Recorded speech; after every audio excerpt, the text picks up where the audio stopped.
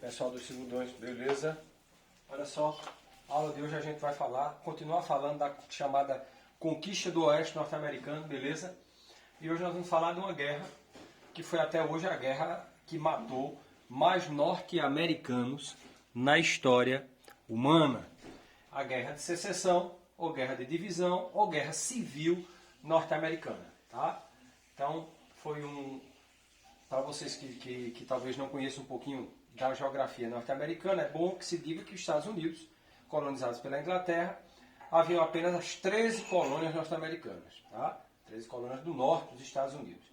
O restante do país, que hoje se torna um país continental, veio sendo acoplado ao continente norte-americano ao longo de centenas de anos, né?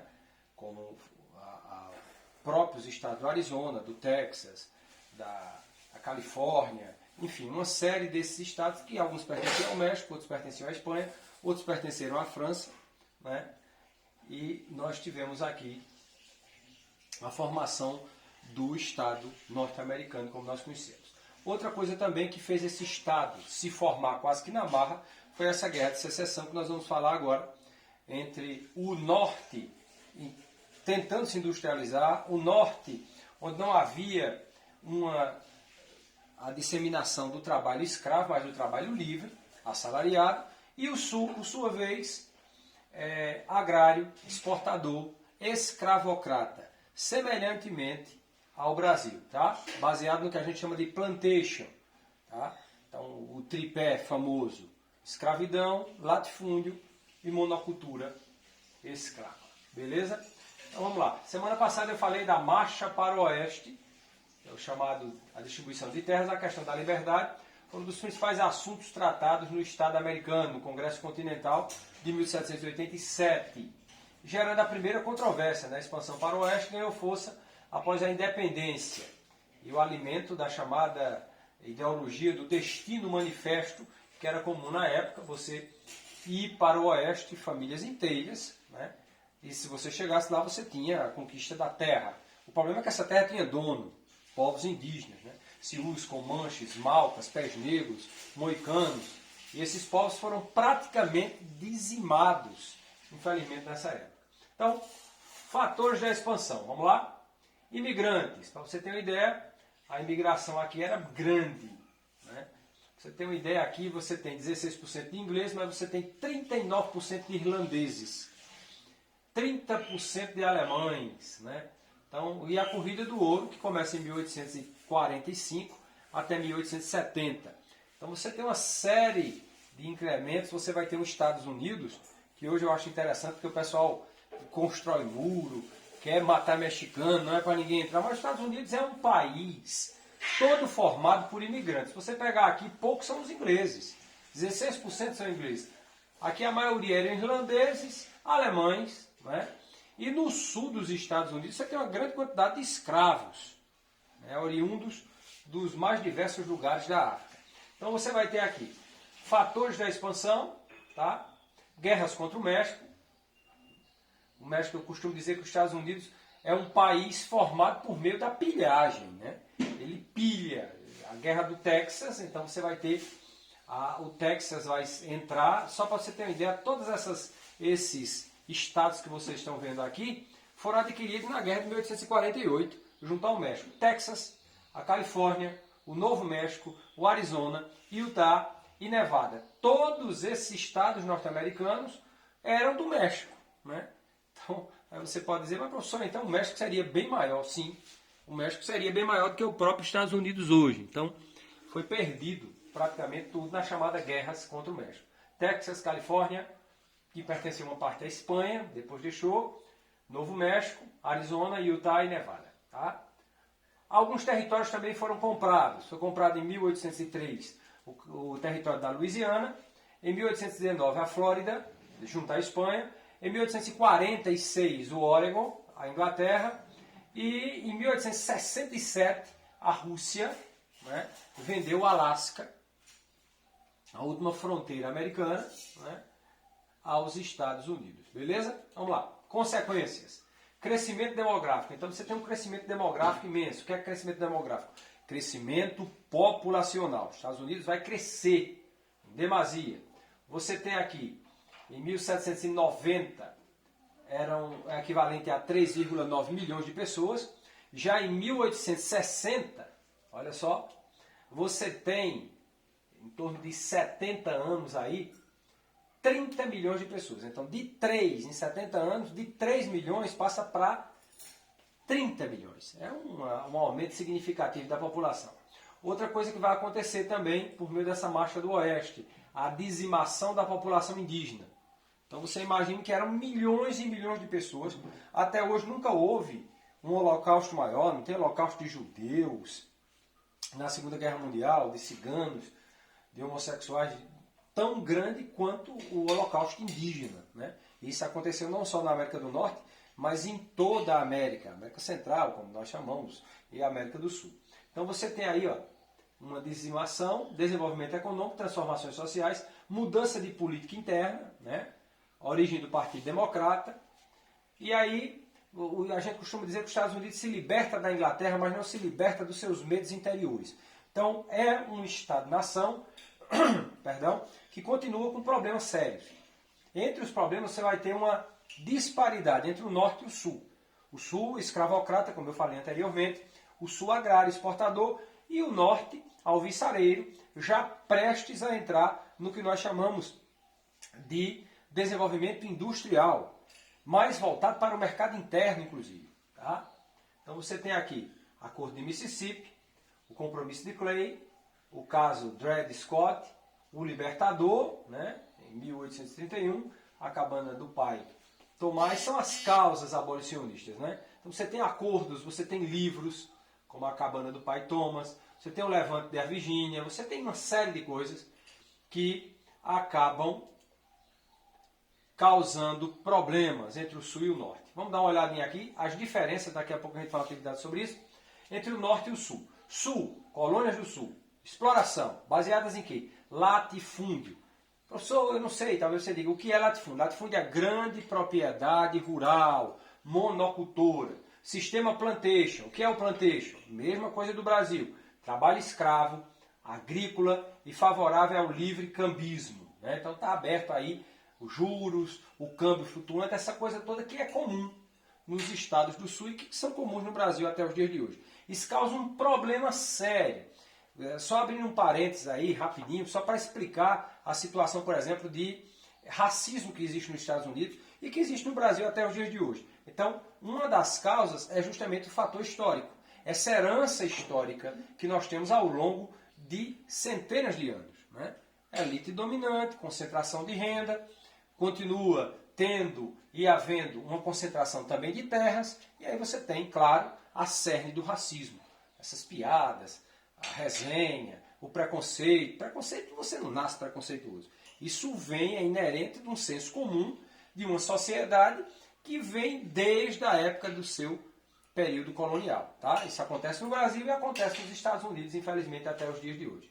Né? Que eclodiu agora, com essa pandemia, com essa coisa toda. Vocês devem estar vendo isso no jornal, beleza? Colônias do Norte, olha só. Colônia do Norte é uma colônia de povoamento. Então, Sul, exploração, Norte, povoamento. Sul, latifúndio, grande propriedade. Norte, pequena propriedade privada. Agricultura de subsistência, quer dizer, o cara planta para comer. Apenas isso. Trabalho livre assalariado. Industrializado, favorável a elevadas tarifas alfandegárias. Quer dizer, há um sistema de protecionismo. Beleza? Olha só. Então, Norte e Sul, já havia essa diferença, por isso da Guerra de Secessão. Vamos lá. 1860, ano da arrancada. Né? O Sul estava no auge das exportações, demanda de importadora europeia crescia. Lembrando que o Sul é o grande exportador de açúcar, de algodão e de tabaco, no caso o rapé.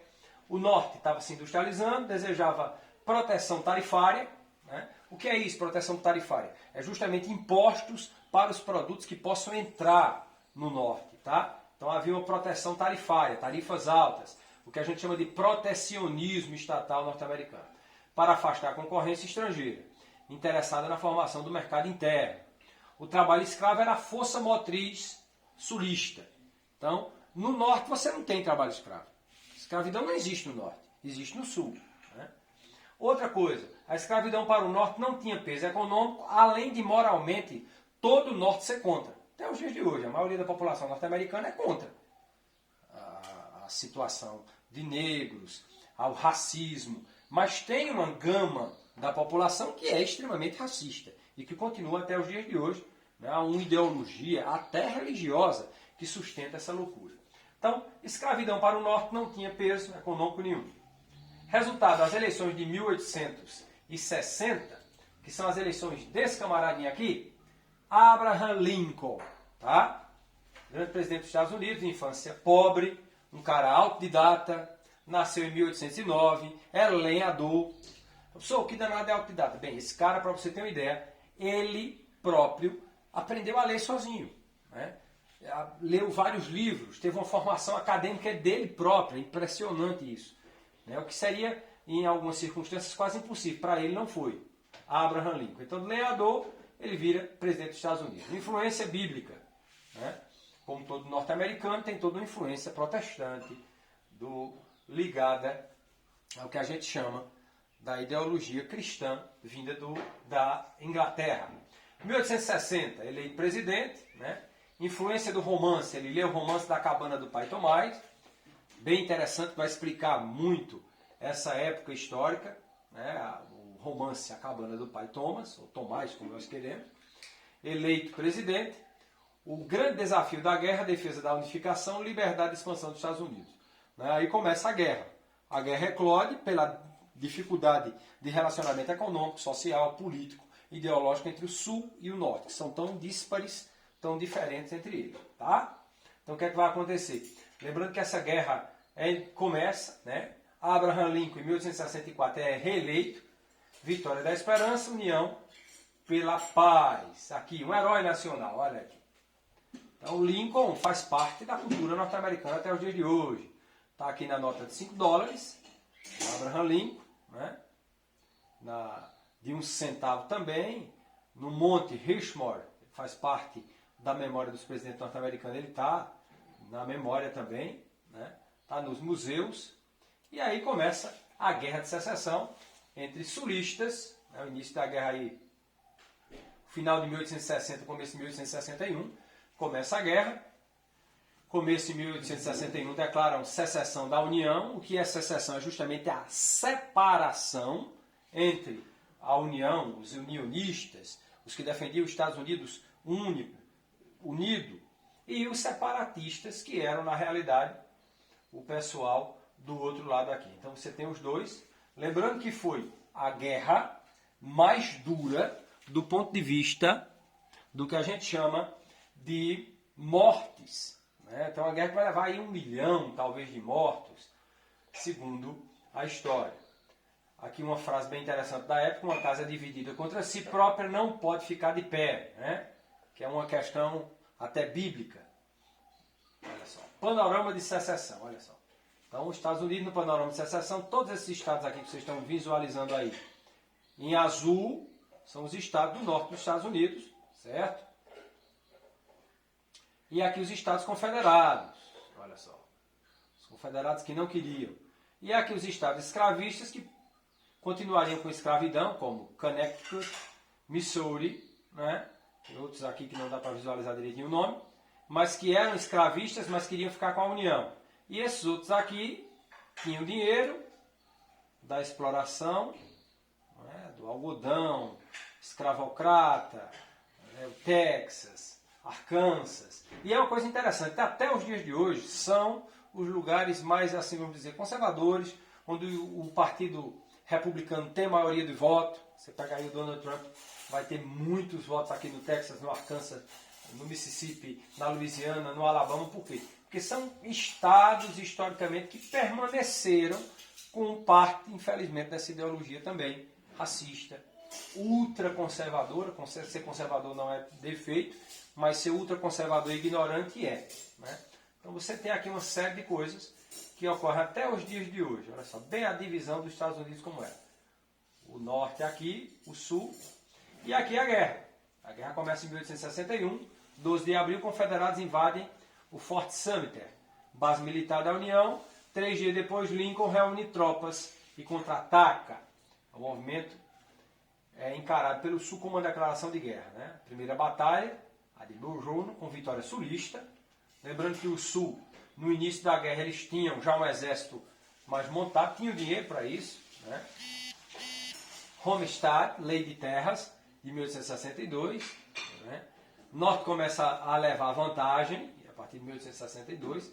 São 22 milhões de habitantes do Norte contra 9 milhões de habitantes do Sul, então haveria uma vantagem, claro. Principalmente quando Lincoln estabelece a convocação de centenas de milhares de jovens que vão para a guerra. E a superioridade nortista. O Norte tinha muitos recursos, lutava com uniformes, e os sulistas com a roupa do corpo. Né? Então os sulistas eles vão ficar com aquela roupa meio cinza que aparece por aí nos filmes, mas muitos deles eram com a roupa do corpo. Né? Lutaram e eram a favor da escravidão. Do outro lado você tem os nortistas com seus uniformes em azul, que é a cor da bandeira dos Estados Unidos até os dias de hoje, essa coisa toda. 1862, vitórias importantes para a União, primeira invasão nortista à Virgínia, implantação da frente ocidental, plano Anaconda, né, do bloqueio naval, que era justamente para sufocar, como é que é o cobra, fazer um bloqueio naval ao sul. Batalha de Antietam, um dos mais das batalhas, essa batalha de Antietam, né, que teve em torno de mais ou menos 3.500 pessoas mortas. Né. Em 1863, liberdade, emancipação dos escravos, né, que é interessante, os escravos lutaram, né, mas a escravidão continuou por tempo. Então é um dos problemas sérios até os dias de hoje dos Estados Unidos quando você tem ainda escravos. Não hoje, né? Mas você tem pessoas sendo tratadas como se fossem de um estirpe quase que animalesca, inferior à sua. Então é uma das heranças históricas. Em 1863 você tem a emancipação ou a libertação dos escravos, assim como nós tivemos a nossa Lei Áurea. Lembrando que o Brasil é muito tempo depois, o Brasil é 13 de maio de 1888. Então imagine, a emancipação de um dos países mais racistas do mundo, que é o norte-americano, aconteceu em 1863. Nós, brasileiros, só fomos libertar os escravos negros em 1888, 13 de maio, quando Dom Pedro II saiu, que se dizia abolicionista e tudo mais, e acredito que era, mas, no entanto, ele vai fazer quando a princesa Isabel assume o trono, e ela quem assina a Lei Áurea. E quando já tinha graça, porque boa parte do movimento abolicionista já tinha libertado muitos dos escravos. Então não deu fim à escravidão aqui nos Estados Unidos, voltando, restrições, mas possibilita cerca de 200 mil negros lutando pela União. Então eles libertam os negros para lutarem pela União. Né? Você passava aí 6 meses lutando aqui, né, já era considerado livre. E os negros lutaram na guerra, para eles era a liberdade deles. Né? Um branco lutar na guerra, beleza, se ele perde a guerra ele volta, se ele voltar vivo, beleza. O negro não, se ele perde a guerra ele perde também a liberdade dele. Então os caras lutaram com afinco e são 200 mil negros a mais no exército da União, no exército do Norte. Guerra, batalha de Gettysburg, né, uma das batalhas mais sangrentas. Dura 3 dias, um saldo de mais de 51 pessoas mortas, homens mortos, feridos, capturados, declarados. Embora a guerra tenha se arrastado por mais um ano, em Gettysburg foi o ponto de virada. Né? O Sul montaria uma grande ofensiva ao Norte, né? Apenas resistiu. Lincoln, olha só, frase dele aqui nessa batalha de Gettysburg, ele diz: nós hoje tomamos aqui a firme resolução de que estes mortos não terão perecido em vão, que esta nação, com a ajuda de Deus, nascerá novamente para a liberdade, e que o governo do povo, pelo povo e para o povo, não desapareça da face da terra. Então, era um grande homem, né? O lenhador que virou presidente, Abraham Lincoln. Tá? Aqui o fim da guerra. Lembrando que Lincoln foi reeleito e depois ele vai ser assassinado por um sulista, escravocrata, preconceituoso. Lembrando também que naquela época já surge o que nós chamamos de KKK, ou Ku Klux Klan, certo? Movimento racista norte-americano que prega a supremacia branca norte-americana. Movimento esse ligado a religiosos, né, que tem um aparato também, até imagino que loucura, bíblica. Você diz, mas eles usavam sim. Assim como os negros também usaram a Bíblia de forma libertária, né? Então, a Bíblia era usada pelos dois grupos, mas sobretudo por esse movimento, que infelizmente, até hoje, século XXI, nós estamos falando agora em setembro de 2020, existe membros da Ku Klux Klan, inclusive deles que apoiaram o presidente, apesar da Ku Klux Klan ser proibida nos Estados Unidos, mas até os dias de hoje tem milícias armadas e tem pessoas ultra preconceituosas. É uma herança disso tudo que aconteceu. Então, em 64, Lincoln é reeleito, general grande da União mantinha um cerco de 9 meses. Né? Em 1865, em março, Robert Lee, comandante sulista, o famoso, lendário Robert Lee, abandona Pittsburgh, Richmond, tentando recuar para o sul, porém, em 8 de abril, cercado por mais de 120 mil soldados da União, Lee rende-se finalmente. Né? Então, os termos da rendição foram generosos, e em 9 de abril, a Guerra de Secessão chegou ao fim. Então, imagine, uma guerra que começa aí em 1861, 1860 para 61, e estende-se até 9 de abril de 1865. Finalmente, a Guerra de Secessão tem o seu fim. Desfecho da guerra, né? Abolição definitiva, que é a 13ª emenda, né? Cerca de 620 mil mortos, né? Alguns dizem que chegou a 1 milhão, isso é um dado desse slide, gente, mas algumas pessoas, eu já li livros que falam de em torno de 1 milhão, você não tem como precisar, até porque você não para a guerra para contar, para fazer velório, se não tem guerra, você tem covas comuns, então não tem como você precisar. Há uma subnotificação, né, usando esse termo bem de hoje, então aí em torno de 1 milhão mais ou menos de mortos. Devastação principalmente do sul. Custo avaliado, os caras gastam nessa guerra, nessa época, a gente está falando de 1860 a 1865, em torno de 115 bilhões. Então a guerra é terrível. Estados rebeldes ocupados por tropas da União, recusa dos estados sulistas, exceto Tennessee, que ratifica a 13ª emenda, e tornaram ilegais. Esses estados criaram leis regionais de semi-escravidão. É interessante que a escravidão continua por muitos anos ainda nos Estados Unidos, assim como no Brasil, né? Infelizmente. E aqui as consequências: assassinato de Lincoln em 1861, né? É um problema. Lincoln recebe um tiro pelas costas, né? Atinge a cabeça aqui do presidente. Um sulista revoltado acaba entrando e matando. Infelizmente isso é comum nos Estados Unidos, a morte dos presidentes. Crescimento demográfico justificado pelas imigrações e consolidação do sistema capitalista. Beleza? São consequências da Guerra de Secessão. Então a atividade da gente, daqui a pouco a gente vai mandar. Você vai acessar essa aula lá no meu canal no YouTube, vai dar o link, não esqueça. Vão lá, faz o print da aula, manda de volta para mim, para os grupos, certo? E a atividade junto com o seu nome lá. Sempre façam as atividades, mandam para a gente, beleza? Boas aulas, bons estudos. Se Deus quiser, talvez em breve a gente se encontre, ok? Cheiro no coração, fique em casa, saúde para vocês.